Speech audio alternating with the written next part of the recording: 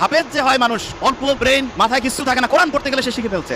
আল্লাহ কোরআনের মধ্যে এমন একটা অসাধারণ সামঞ্জস্যপূর্ণ শৈলী দিয়েছেন, ব্রেইনের মধ্যে ওই ওয়েভটা তৈরি হয়, ওই তরঙ্গটা তৈরি হয়, যেই তরঙ্গ তৈরি হইলে পরে পড়ার লং টার্ম মেমোরি সেন্টারে রিজার্ভ হয়। 20 মিনিটে দেখবো অন্য সময় 1.5-2 ঘন্টার পড়া হয়ে গেছে। ব্রেইনের মধ্যে মোটা দাগের 5টা ওয়েভ আছে, মোটা দাগে 5টা ওয়েভ। 5টা ওয়েভের মধ্যে একটা ওয়েভ আছে সবচাইতে স্টুডেন্টের জন্য প্রয়োজনীয় ওয়েভ, এবং যে কোনো স্টুডেন্ট যে বুদ্ধিমান সে চিন্তা করতেছে ওই ওয়েবটা যদি আমি তৈরি করতে পারি ব্রেইনে, আর তারপরে যদি আমি পড়ি 1 ঘন্টায় 3-4 ঘন্টা পড়া হবে। এইটা তৈরি করার 2টা বুদ্ধি। একটা হচ্ছে ন্যাচারালি ব্রেইনের মধ্যে ওই ওয়েবটা তৈরি করা যায়, যেটা তৈরি করলে পরে অল্প একটু পড়লেই পড়া শর্ট টার্ম থেকে long term memory centre reserve হওয়ার যে প্রক্রিয়াটা, এটা ফাস্ট হবে। আরেকটা আছে আর্টিফিশিয়ালি মানে আমরা নিজেরা চাইলে পরে ব্রেইনের মধ্যে ওই ওয়েবটা তৈরি করতে পারবো। বেশিরভাগ জনের মাথায় আসতেছে যে আসলে ওই ওয়েবটার নাম কি, ঠিক না? 100% তাই তো আসার কথা। তো ওই ওয়েবটার নাম কি? সবচেয়ে দামি ওয়েব যেটা আমাদের দরকার, ওই ওয়েবটা আসলে তৈরি হয় কিভাবে? আর ওই ওয়েবটা আমরা ন্যাচারালি তো তৈরি হলে তো আলহামদুলিল্লাহ, আর্টিফিশিয়ালি যদি তৈরি করতে পারি তাহলে সেটার সিস্টেমটা কি হবে, তাহলে স্টুডেন্ট ভালো হয়ে যাবে। একটা জিনিস, এবং আজকে আমরা যা যা আমি বলছি আমার কিন্তু খেয়াল আছে এবং গরিব আছে, আমি কিন্তু ধরবো র্যান্ডম। ব্রেইনের মধ্যে ওয়েব কয়টা? 5টা। সবচেয়ে ভালো আছে একটা ওয়েব, যেই ওয়েবটা থাকলে পরে পড়া দ্রুত শর্ট টার্ম থেকে লং টার্ম মেমোরি সেন্টারে যাবে এবং পড়াটা সহজে আয়ত্তে আসবে। এই ওয়েবটা ইংরেজির প্রথম বর্ণের নাম কি? এ দিয়ে শুরু, আলফা ওয়েভ। কি নাম? Alpha wave.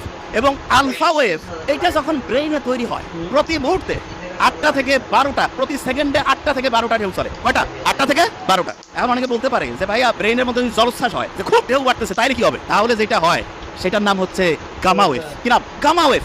ওই সময় প্রতি সেকেন্ডে ব্রেইনে 40টারও বেশি, 60টা পর্যন্ত ঢেউ উঠতে পারে। বেশি ঢেউ উঠলে পরে ব্রেইনে যা রাখতেছি সব ভাষায় নিয়ে চলে যাবে, ব্রেইনে আর রিজার্ভ হবে না কিছু। এই জন্য ব্রেইনে রিজার্ভ করার জন্য আমাদের আলফা ওয়েভ রাখতে হবে, আলফা ওয়েভ। কারণ প্রশ্ন হলো আলফা ওয়েভ ব্রেইনে ন্যাচারালি কখন তৈরি হয় সেটা আগে বলি। মোহাম্মদ সাল্লাল্লাহু আলাইহি ওয়াসাল্লাম যে বলছে যে রাতের এশার নামাজের পরে উনি কোনো মিটিং, কোনো মিছিল কিচ্ছু রাখতো না, কোনো কথা নাই, স্ট্রেট বেড, সোজাসুজি ঘুম, আর্লি উনি ঘুমাইতো। আমাদের ডক্টরদের মধ্যে অনেকের লাইফস্টাইল খুবই খারাপ, যত বড় অফিসার লাইফস্টাইল তত খারাপ। যে লেট নাইট প্রোগ্রাম, শয়তানি প্রোগ্রামের অন্য আরেকটা নাম, believe me. Late night program, কিসের লেট নাইট? যা হবে আর্লি।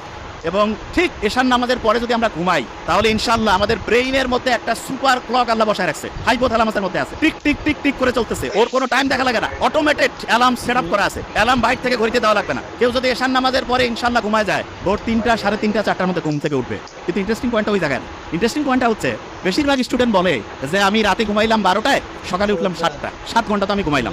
আর একজন ঘুমাচ্ছে রাত 9টায়, সে উঠলো ভোর 4টায়, সেও 7 ঘন্টা। তো অনেকের মাথায় আসে যে 7 ঘন্টা ঘুমাইলেই হয়েছে, কখন ঘুমাই টাইম তো 7 ঘন্টায় হয়েছে, ব্রেন বোধহয় ঠিকভাবেই কাজ করতেছে। নো, এটা ভয়ঙ্কর একটা মিস্টেক, ভয়ঙ্কর।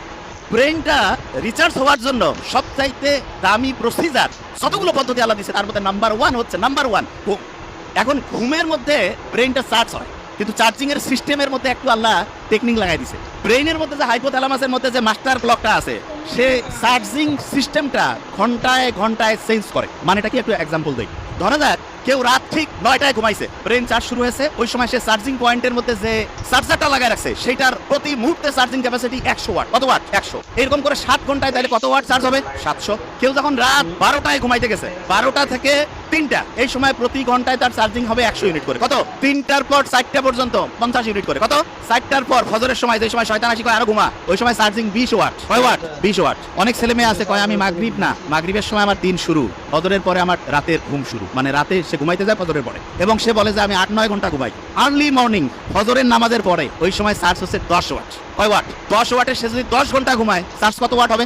আর আর্লি এশার নামাজের পরে 1 ঘন্টায় কত ওয়াট? 100। যে কাউকে যদি আমি বলি যে 100 টাকা একটা দিব আর একটা $100 দিব, কোনটা নিব? মূর্খ কবে ভাই আমার ডলার লাগবে, ঠিক না? তাহলে যারা বুদ্ধিমান বুদ্ধিমতী তারা রাতে আর্লি ঘুমাবে নাকি ফজরের সময় ঘুমাবে? আর্লি ঘুমাইলে কি ডলার পাবো না টাকা পাবো? 100 ওয়াট করে প্রতি মুহূর্তে চার্জিং হবে। এখন অনেকের মাথায় একটা প্রশ্ন আসছে যে ভাই এটা কিভাবে কাজ করে, কারণটা কি? আল্লাহ ওই যে ঘড়ি হাইপোথ্যালামাসের মধ্যে বসায় রাখছে, সেইখানে ঘুমের মধ্যে 2টা ভাগ করছে। একটা হচ্ছে ডিপ স্লিপ, কি নাম? আরেকটা হচ্ছে বলা যেতে পারে হালকা স্লিপ। বুঝার জন্য কি স্লিপ? হালকা। তার মানে একটা হচ্ছে ওই যে চার্জিং এর জন্য আছে না পাওয়ারফুল চার্জিং, ওই যে খুব দ্রুত হয়, এটা হচ্ছে ডিপ স্লিপ। কি স্লিপ? Deep sleep. আল্লাহ এমন মেকানিজম করছে, ডিপ স্লিপটা হবে রাত 9টা 10টা থেকে শুরু করে ভোর 3টা পর্যন্ত। কয়টা? রাত 9টা 10টা থেকে ভোর 3টা। এবং ইন্টারেস্টিং পয়েন্ট, আমরা যে ঘুমাই প্রত্যেকটা ঘুমের চক্র 90 মিনিট। ফুটবল কতক্ষণ করে চলে একটা সেশন, একটা ম্যাচ কতক্ষণ?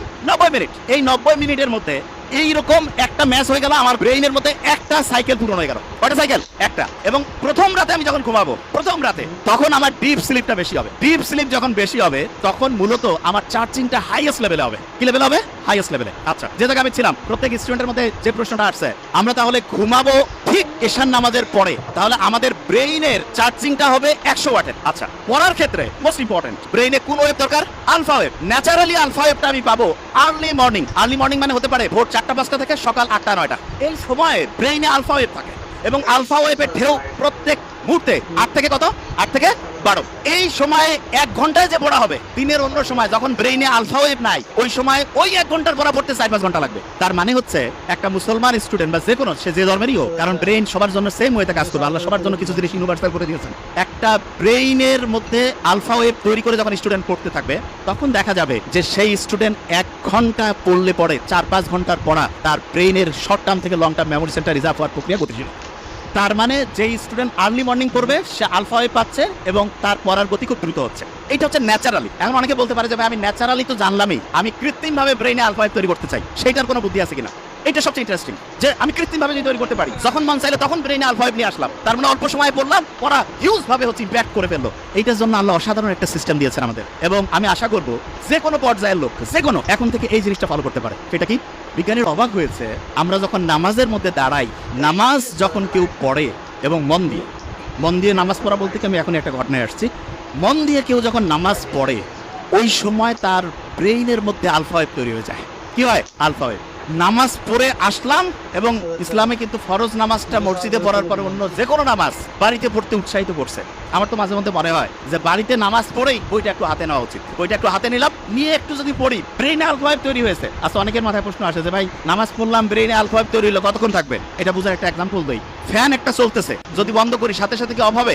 কিছুক্ষণ ঘুরবে না? অ্যাবসলিউটলি এই ঘটনাটা ব্রেইনে ঘটে যখন আলফা ওয়েভ। নামাজ পড়লাম, নামাজের পরে যদি 20টা মিনিট পড়ি, 20টা মিনিট, 20 মিনিটে দেখবো অন্য সময় 1.5-2 ঘন্টার পড়া হয়ে গেছে। তাইলে আর্লি মর্নিং 4-5 ঘন্টা, আর প্রত্যেকবার নামাজ পড়ছি, নামাজ পড়ার পরে যদি 20 থেকে 25 মিনিট করে পড়ি, ইনশাআল্লাহ ব্রেইনে দেখবো 20 মিনিটে 2-2.5 ঘন্টার পড়া হয়ে যাবে। তার মানে বাকি টাইম অন্য যে কোনো কাজই করি না কেন, ইনশাআল্লাহ আমার পড়া একাডেমিক, তারপরে অ্যাডমিশন যেই লেভেলে আমি পড়তে চাই, ইনশাআল্লাহ অসাধারণ প্রিপারেশন হয়ে যাবে। এখন হাফেজ যারা হয় তারা পরে আল্লাহর কালাম পড়ে, ঠিক না? এবং কোরআনের গঠন শৈলী কেউ যদি অ্যানালাইসিস করে, অবাক হয়ে যাবে, এত সুন্দর মিল। আমি তো আরবি পড়ি, বোঝার চেষ্টা করি। কেউ যদি সূরা নাসটা পড়ে, নিশ্চয়ই মনে মনে একটু আমরা যদি পড়ি, হ্যাঁ, কুল আউযু বিরাব্বিন নাস, মালিকিন নাস, সবগুলোর মধ্যে একটা কি অসাধারণ ছন্দ আল্লাহ দিয়ে রাখছেন। এবং এই ছন্দটা এমন যেটা ব্রেইনটাকে, তরঙ্গগুলোকে হচ্ছে কুল ডাউন করে আলফা ওয়েভে আনতে হেল্প করে। তার মানে নামাজের টাইম নেই, মন চাচ্ছে যে আমি একটু পড়া আমার আলফা ওয়েভে পড়বো, কোরআনটা বের করে সূরা ফাতিহাটা একটু পড়ি, আর কিছু করা লাগবে না, তারপরে হচ্ছে 20 মিনিট পড়বো, ব্রেইন আলফা ওয়েভে ইনশাআল্লাহ 20 মিনিট অটোমেটিক কাজ করবে। অনেকে মনে করে কোরআন পড়তেছি টাইম লস হবে, মূর্খ। ব্রেইনে আলফা ওয়েভ থাকলে যাই করবো 20 মিনিটে তো 1.5-2 ঘন্টা। কেউ পারবে আমার সাথে? কেউ পারবে? প্রশ্নই আসে না। কোরআন যখন পড়ে কেউ, দেখা যাচ্ছে ক্লাসের পড়া হয় না, সাধারণত হাফেজিতে, সাধারণত এখন আল্লাহর মধ্যে ট্রেন্ড চেঞ্জ হয়েছে, দেখা যায় যেই ছেলে মেয়ের কোনো বুদ্ধিশুদ্ধি নাই, কাউকে আল্লাহর রাস্তায় দিয়ে দাও। আল্লাহর রাস্তায় দিল, কিন্তু দেখা যাচ্ছে সেও হাফেজ হয়ে আসছে, ঠিক না?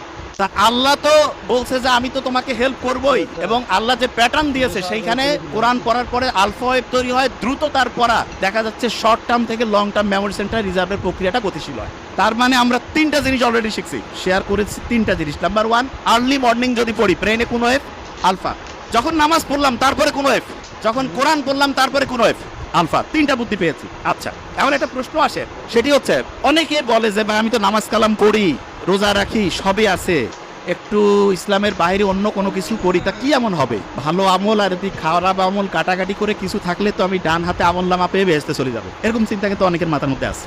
তাই এইরকম একটা প্লেনের মধ্যে 2 জন যাত্রী পাশাপাশি বসা, একজন মুসলমান আর একজন অন্য ধর্মের বলতেছে যে, অফার করছে যে একটু ওয়াইন খাও, তা বলছে না আমি কেন ওয়াইন খাবো, আমি মুসলমান। আরে বাবা, তুমি কি এখন মসজিদে আসো নাকি? ওয়াইন খেলে কি হবে? বলছে না, আমি ওয়াইন খাই না।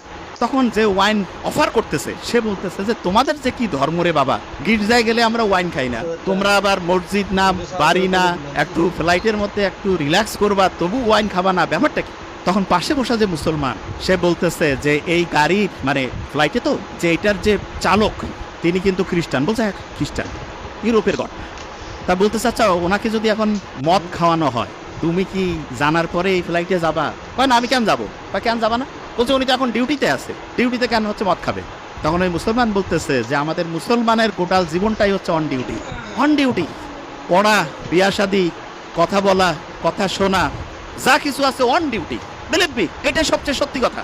অনেকে আমরা মনে করি কি মসজিদের মধ্যে যাবো এই সময় আল্লাহ আল্লাহ করবো, আল্লাহ আল্লাহ তো অবশ্যই করবো, কিন্তু আল্লাহ প্র্যাকটিক্যাল জিনিসটা সবচেয়ে বেশি পছন্দ করেন, সবচাইতে বেশি পছন্দ করেন প্র্যাকটিক্যাল। এবং আল্লাহর কাছে যখন আমরা দোয়া করি রাব্বানা আতিনা ফিদ দুনিয়া, দুনিয়াও লাগবে আখেরাতও, হ্যাঁ, তবে দুনিয়া পাইতে গিয়ে যাতে আখেরাত ধ্বংস না করি, এইটা খুব গুরুত্বপূর্ণ। নিশ্চয়ই বাদশা সোলাইমানের ঘটনা আমরা জানি। বাদশা সোলাইমান ওনাকে একবার এসে বলতেছে যে তুমি কি দুনিয়া চাও না আখেরাত চাও? তো উনি খুব বুদ্ধিমান, আল্লাহর নবী সম্ভবত, আমার এটা আবার বাদশা সোলাইমান, হ্যাঁ দাউদ আলাইহিস সালামের সম্ভবত সন্তান, আমি যতদূর আমার মাথায় আসে। তা উনি বলতেছে বুদ্ধি করে চিন্তা করে যে না আমি আখেরাত চাই। তা বললো তুমি আখেরাত চাও, দুনিয়া তোমার খুশি হয়ে দিয়ে দিলাম। তার মানে কেউ যদি আখেরাতে চিন্তা করে, অনেকে চিন্তা করে আখেরাতে চিন্তা করলে দুনিয়া ধ্বংস হয়ে যাবে, কমপ্লিটলি মিস্টেক।